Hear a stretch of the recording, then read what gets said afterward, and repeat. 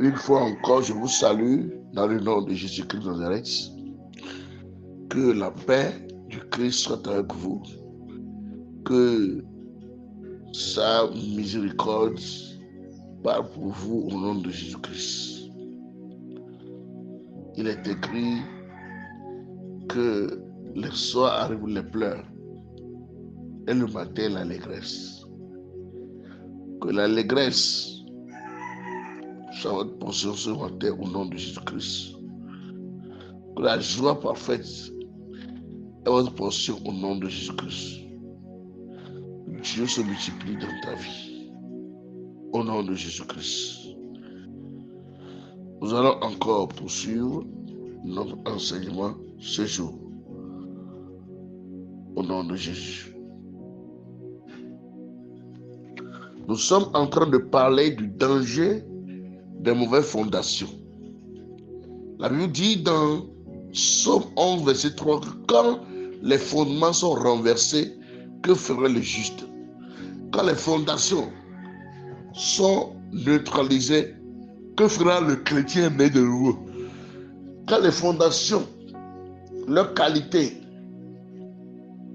n'ont pas été respectées et que c'est écroulé, celui qui est chrétien né de nouveau, qu'est-ce qu'il peut faire?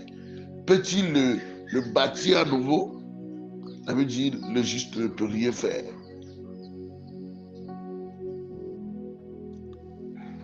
Et nous avons donné plusieurs exemples bibliques des personnages clés qui ont manifesté et semé. Mais aujourd'hui, ils se voient en train de récolter les fruits de ce que leurs parents, leurs ancêtres ont semé. Et nous devons apprendre des leçons dans ça là, de ne pas oser, ou bien de ne pas penser que nous sommes libres de faire n'importe comment ou n'importe quoi, et nous sommes libres de vivre n'importe quelle vie.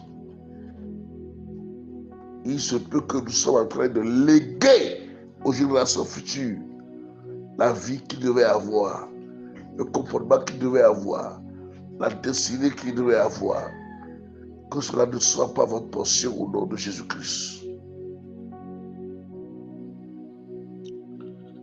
Il y a des choses dans la Bible, lorsque vous ne lisez pas cela avec des yeux spirituels, vous ne comprendrez pas. Et je veux parler de la fondation qui a livré Samson à la mort. La fondation qui a poussé Samson à aller à la mauvaise direction jusqu'à être tué, être détruit.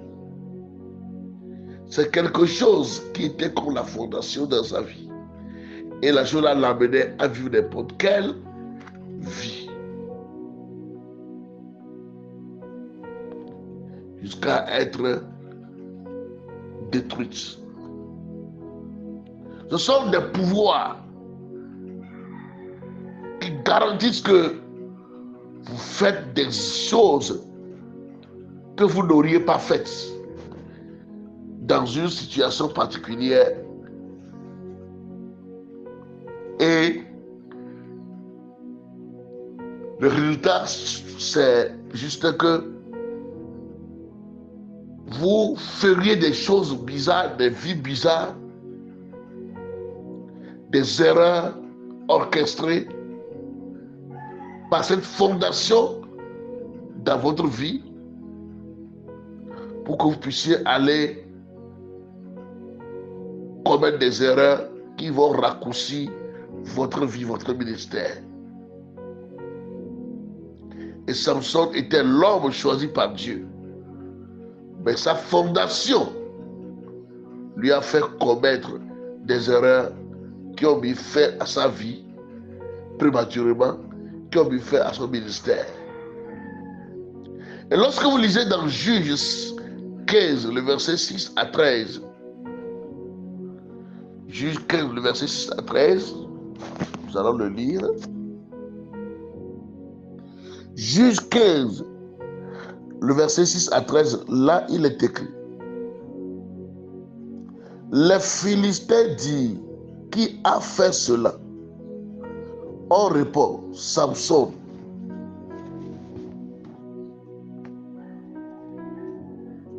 Samson, le gendre du Timnien, ou bien de la personne, l'homme de Timnath.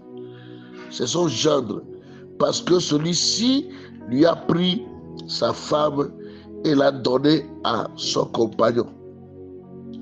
Et les Philistins montèrent et ils la brûlèrent, elle et son père, c'est-à-dire quoi, la fille qui devait être l'épouse de Samson, qui a été détournée. Les Philistins sont venus la brûler, elle et son père. Samson leur dit, est-ce ainsi que vous agissez? Je ne cesserai qu'après m'être vengé de vous. Il les battit rudement, dos et ventre, puis il descendit et se retira dans la caverne du rocher d'Étam. Alors les Philistins se mirent en marche, campèrent en Juda et s'étendirent jusqu'à l'Échi. Les hommes de Juda dirent, pourquoi êtes-vous montés contre nous? Il répondit, nous sommes montés pour lier Samson. Écoutez très bien, à part d'ici c'est crucial. Nous sommes montés pour lier Samson, afin de le traiter comme il nous a traités. Sur quoi 3000 hommes de Juda, vous voyez, 3000 hommes de Juda descendirent à la caverne du rocher d'Étam et dit à Samson, ne sais-tu pas que les Philistins dominent sur nous? Que nous as-tu donc fait? Et il leur répondit, je les ai traités comme ils m'ont traité. Maintenant écoute ceci. Il lui dit, nous sommes descendus pour te lier afin de te livrer entre les mains des Philistins. Samson leur dit, jurez-moi que vous ne me tuerez pas. Il lui répondit, non, nous allons seulement te lier et te livrer. Considérez les mots, et te livrer entre leurs mains. Mais nous ne te ferons pas mourir. Et il le liait avec 2 cordes d'œufs et le fit sortir du rocher. Oh, quelle erreur fatale!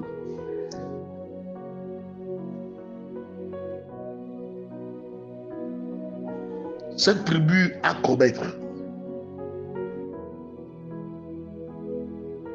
ou a commis.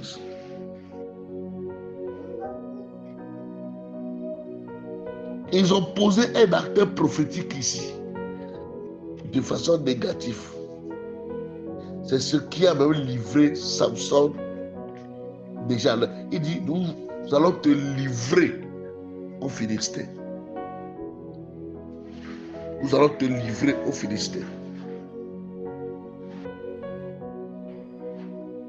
Rappelez-vous, lorsque vous lisez très bien l'histoire de ce mariage, la Bible dit que lorsque Samson disait à ses parents qu'il voulait de lui épouser cette femme, que les parents ne savaient pas que c'était la volonté de Dieu. La Bible l'a bien précisé. Donc, Salomon n'était pas en train de faire quelque chose ici contre Dieu. Et on va dire, oh, c'est parce qu'il a voulu ça, il est mort. Non. Mais la Bible précise que c'est parce que ses parents ne savaient pas que c'était la volonté de Dieu, parce que Dieu veut chercher par l'arbre et que Samson va frapper les ennemis à travers cela. Et c'est ça là qui est arrivé. Que les ennemis,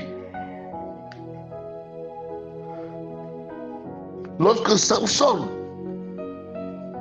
devrait aller prendre sa femme, il y avait une situation qui était arrivé premièrement, et après, le père de la fille a remis la femme à un autre homme.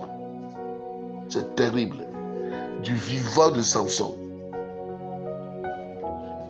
Et la Bible précise que Samson s'est fâché et il a commencé à brûler leur champ, leur domaine, leur blé. Et les Philistins se sont renseignés pour dire, mais qui fait ce genre de choses? Et on leur a dit que c'est Samson, celui qui devrait être le gendre de cet homme, mais que l'homme a pris la femme pour aller donner à un autre mari.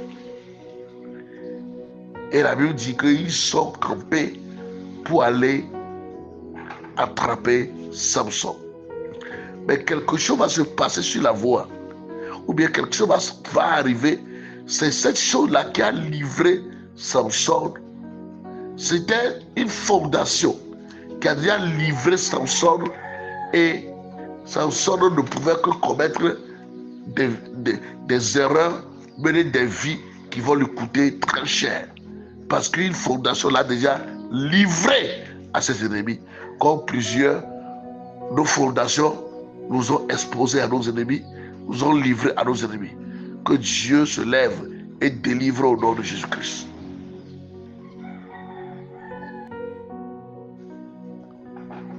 La Bible dit, les 3000 Juifs de la tribu de Juda, ils sont venus dire à Samson, ne sais-tu pas que les Philistins dominent sur nous?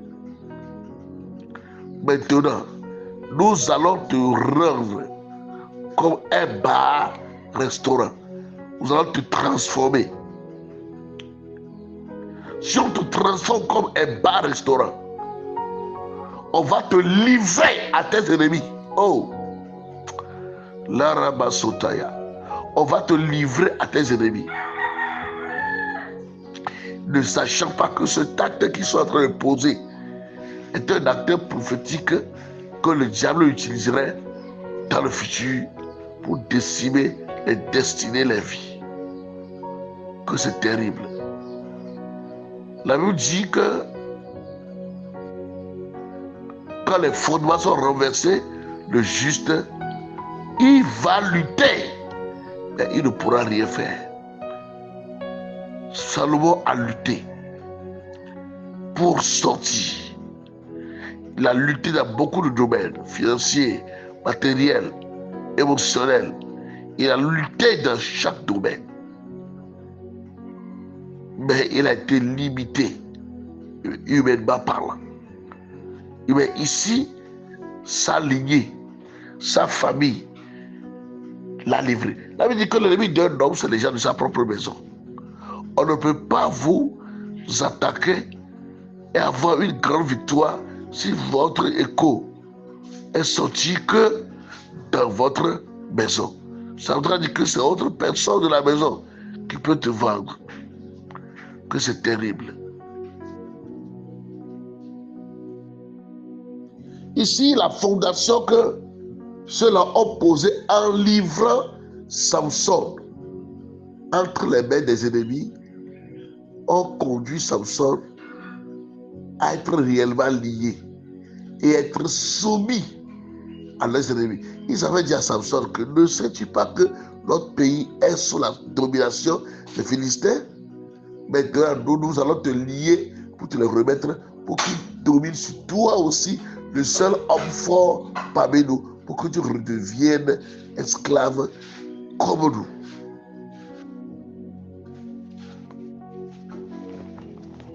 Je ne sais pas quelles sont les attitudes, les comportements, les lois familiales qui vous ont déjà livré depuis votre enfance, qui vous ont livré lors de certains enseignements dans lesquels vous avez pris l'engagement de vivre la vie divine, de vivre dans la sécurité, l'abondance. Et les personnes ont pris des engagements et ils n'arrivent pas à pratiquer. Mais qu'il y a des sanctions, et ces sanctions sont en train de frapper. Je prie que la miséricorde de Dieu intervient, intervient et sauve au nom de Jésus-Christ.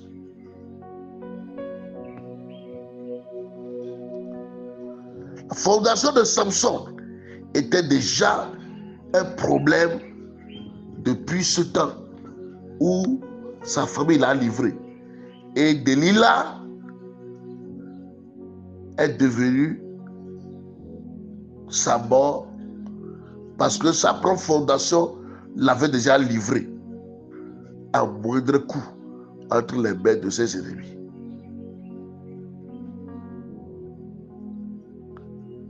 Ce sont les propres hommes de Samson qui ont joué un rôle majeur dans sa capture et dans sa destruction, sans le savoir.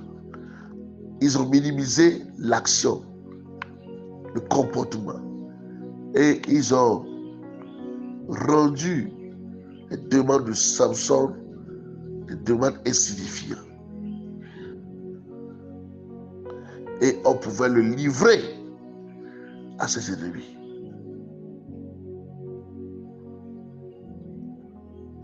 Son peuple du côté maternel, c'est ça qui est Juda, parce que la mère de Samson est de la tribu de Juda. Donc c'est eux qui l'ont lié et l'ont offert aux Philistins. Et bien qu'il ait pu les vaincre et se libérer, il y avait déjà une fondation qui a été posée, que tu dois être lié par ces personnes. Et l'acte a été posé par sa famille maternelle, ceux de Juda. Et tant que cela n'a pas été brisé, c'est ainsi que tant de gens sont tombés dans le piège que les fondations leur avaient tendu. Et c'est ce qui a finalement conduit ces gens à aller commettre les péchés, à aller commettre des actions juste pour les détruire, les disqualifier dans un domaine précis qui devait aller. Les mauvaises fondations peuvent se manifester par la répétition d'erreurs au sein d'une famille et d'une lignée. Vous commencez à commettre des erreurs sur des erreurs, parce que le but de l'erreur là, c'est de vous causer la mort. Oh Jésus. La fondation de Samson l'a livré et il a commencé maintenant à mener une vie de prostitution, une vie contraire à son mandat, parce que la fondation était mauvaise et la fondation était que sa propre famille maternelle l'ont livré pour être lié et remis à ses ennemis.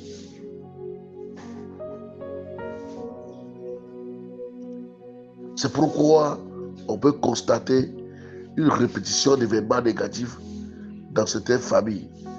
Ce qui est arrivé à la grand-mère est arrivé à la mère et arrive également à la fille. Comme l'exemple que j'ai partagé avec vous la fois passée d'une dame qui a donné témoignage de ce qui se passe dans sa famille et qui provenait des mauvaises fondations. Que vous lisez ce passage, ça rejoint ce que j'ai dit en haut.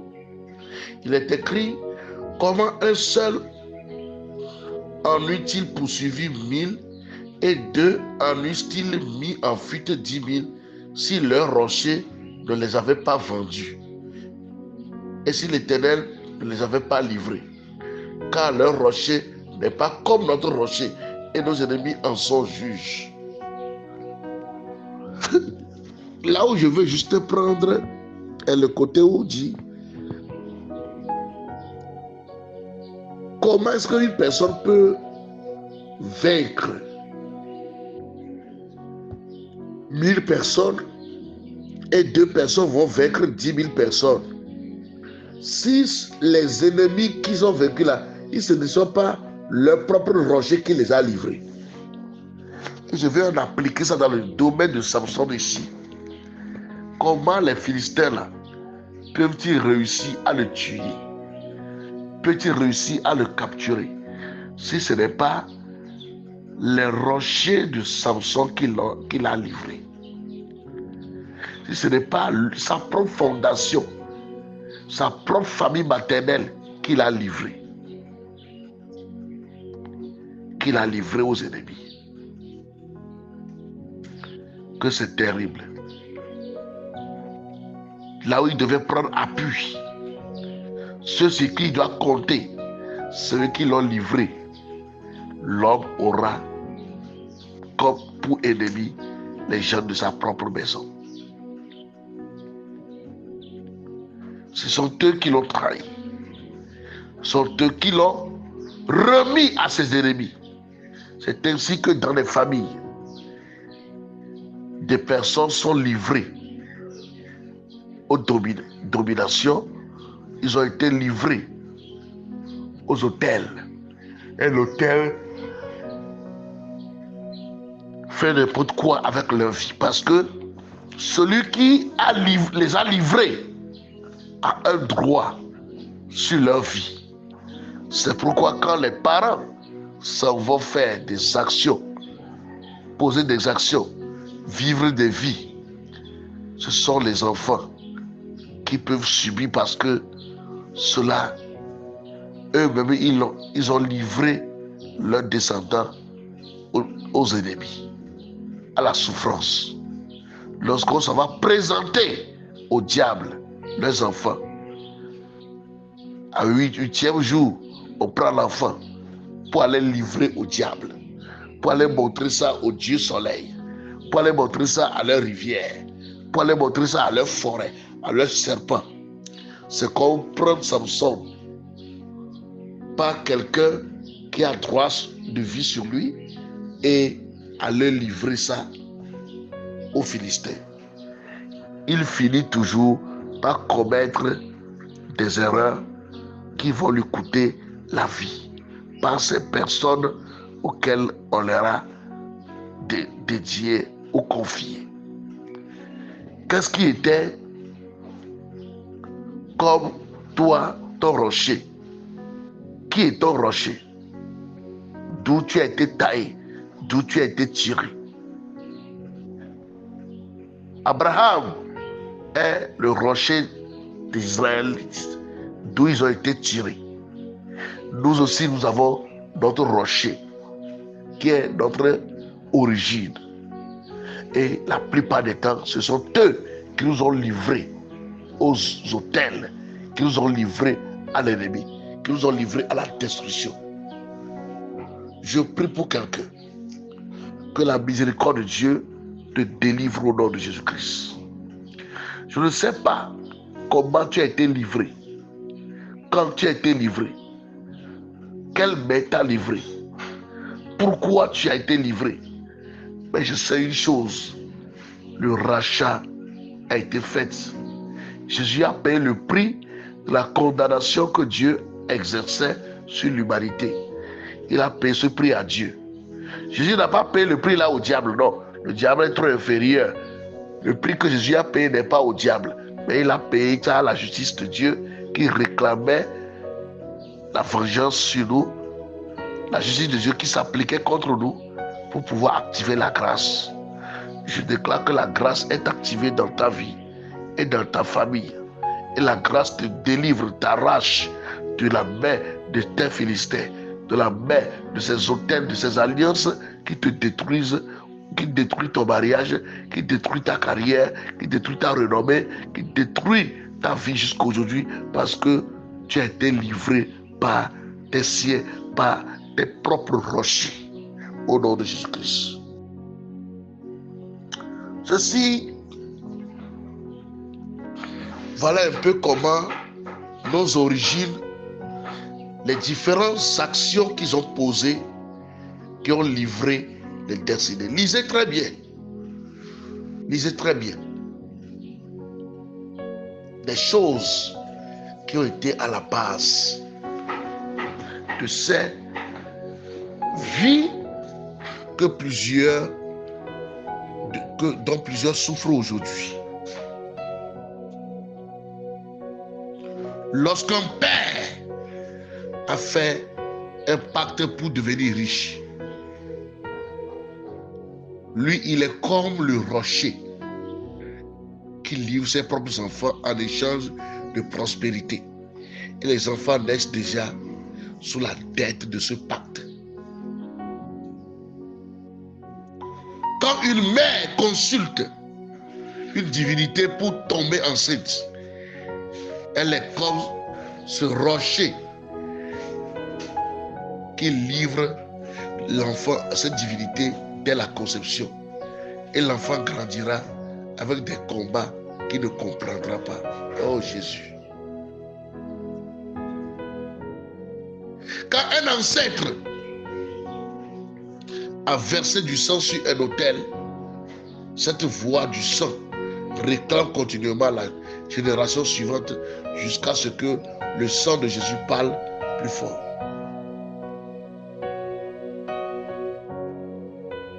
Etc. Je veux prier pour une personne ici.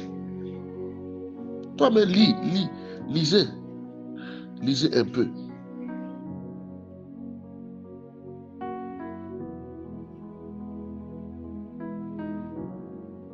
Je déclare que tout ce que ton père, ta mère, ton grand-père, ta grand-mère a posé, a fait comme pacte pour devenir riche et qui vous ont livré aujourd'hui à la pauvreté, à la misère.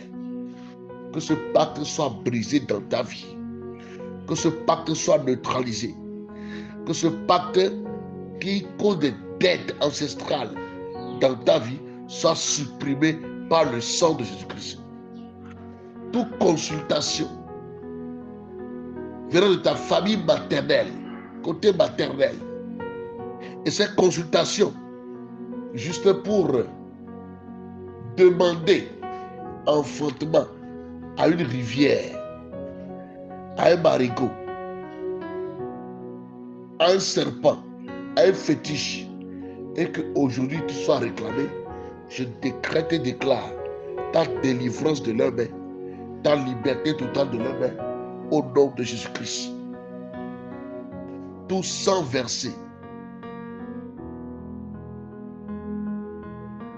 tout sang innocent versé sur un autel, et que cette voix vous réclame continuellement, parce qu'un sang a été versé, qui a livré la descendance de celui qui a versé le sang. Il y a un autre sang qui parle justice et qui parle miséricorde, qui parle grâce en ta faveur ce matin. Ce sang-là crie pour toi au nom de Jésus-Christ et te délivre de toute captivité. Sois libéré et affranchi de toute captivité au nom puissant de Jésus-Christ. Je décrète et déclare dans ta vie que votre nom qui a été confié au Dieu de votre famille, et chaque porteur de ce nom de famille devient lié à l'esprit qui porte le nom. Je déclare, ton cas est différent. Tu ne seras pas Jacques qui est décapité après être lié, mais tu seras Pierre. Si tu étais lié avant, je te vois délié, je te vois affranchi, je te vois délié, je te vois affranchi, je te vois délié, je te vois affranchi, je te vois délié, affranchi, délié, affranchi, délié, affranchi, libéré au nom puissant de Jésus-Christ.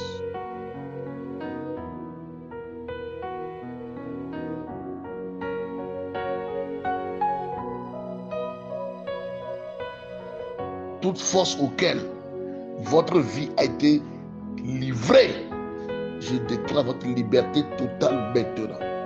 Parce que cette force ne détient plus de droit légal sur votre vie parce que Jésus-Christ s'est fait substitut pour pouvoir vous racheter. Le rachat est en marche et ça parle pour vous.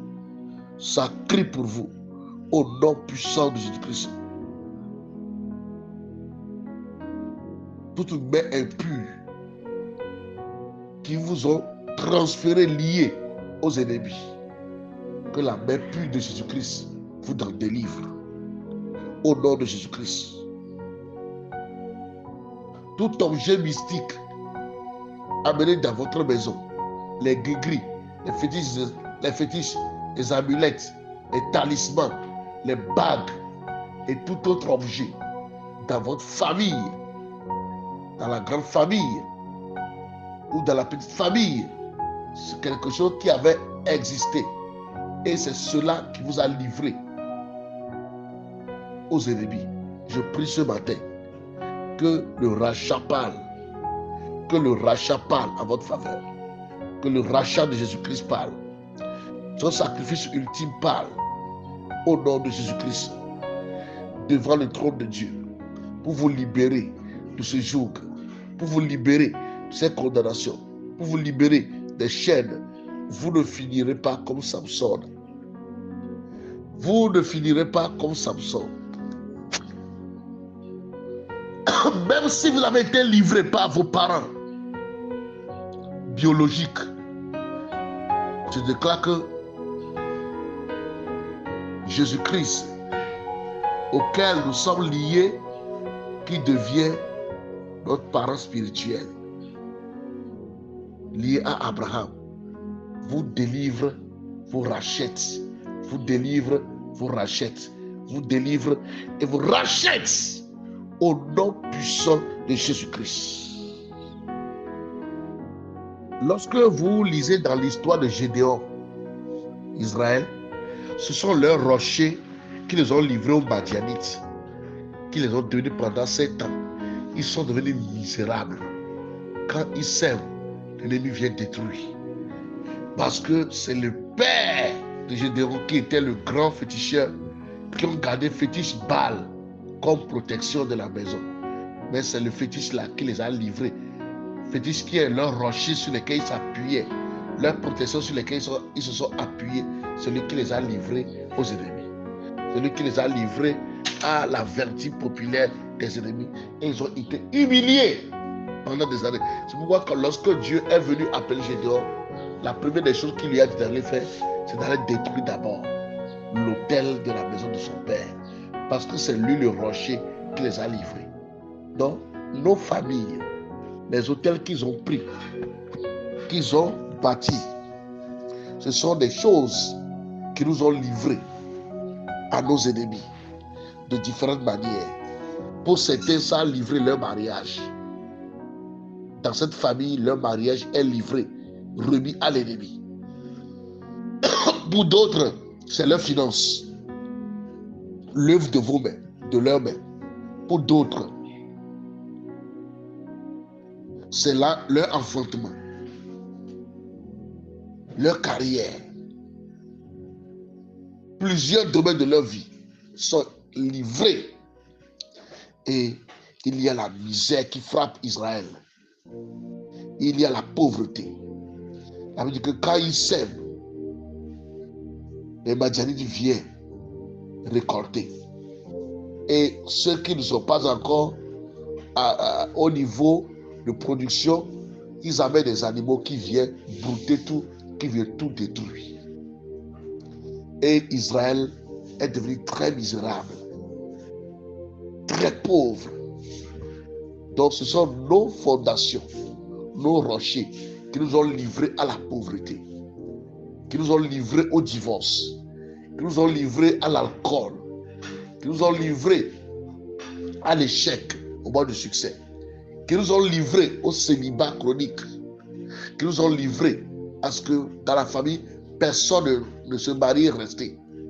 Ceux qui ont livré les familles à ce que les gens de cette famille doivent perdre leur mari à un certain âge, ou les gens de cette famille doivent rendre à l'âme à un certain moment de leur vie. Parce que leurs rochers les ont livrés. Leurs rochers les ont vendus.